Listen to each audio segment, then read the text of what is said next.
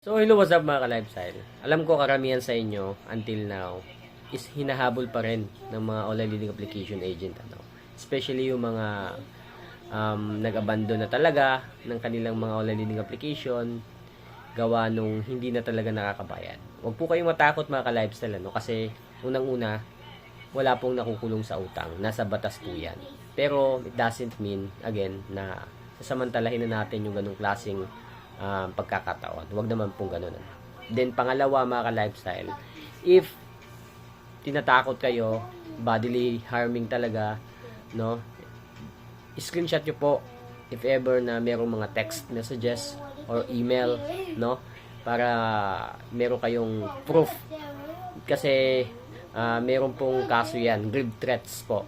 So, punta na kagad tayo sa police station or sa NBI para mag-file ng criminal case against doon sa mga nagbabanta sa atin, ano? And then pangatlo, i-check po natin yung interest na pinapatong. Alam ko lahat ng mga online leading application ngayon is illegal po kasi gawa na rin siguro nung yung kanilang mga interest. So based sa cases ng Pilipinas mga ka-lifestyle, no? Pag 3% na yung interest na pinapatong monthly is expiratory po, meaning to say illegal po or invalido po, no? So again, if yung napag-usapan nyo is lumagpas na po doon, and then alam ko karamihan sa atin talaga wala namang option kasi yun na nga, gawa ng kahirapan, kailangan na lang natin kumapit. So ganun pa man mga ka-lifestyle, illegal po talaga yun, especially pag umabot na ng isang taon, no, yung utang natin, and then sobra-sobra na yung interest nila, 10% pataas na, is hindi po yan pwede. Kasi yung illegal lang po talaga na dapat interest per annum or per year is 6% lang po. Pag lumagpas na po doon, is invalid na po yun. Illegal na po yun.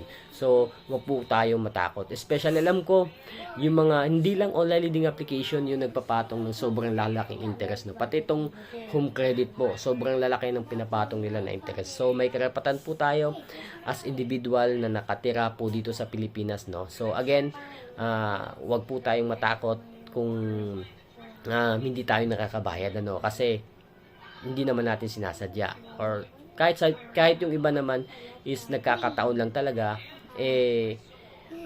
again, nasa sa atin pa rin yan, no, kung paano natin i-handle yung ganitong klaseng problema. Again, if sa tingin natin is hindi na talaga natin kayang bayaran yung ganitong klaseng mga utang, wag po tayong mawala ng pag-asa. Wag po sanang masiraan tayo kagad ng bait, kasi unang-una ito talaga yung titirahin ng mga mapagsamantalang agent, yung ating kahinaang loob, no? Doon tayo tatakutin nila. Once na natakot na tayo, doon na tayo bibigay mga ka-lifestyle. Again, wala po tayong dapat ikatakot. So yun lang mga ka-lifestyle, please.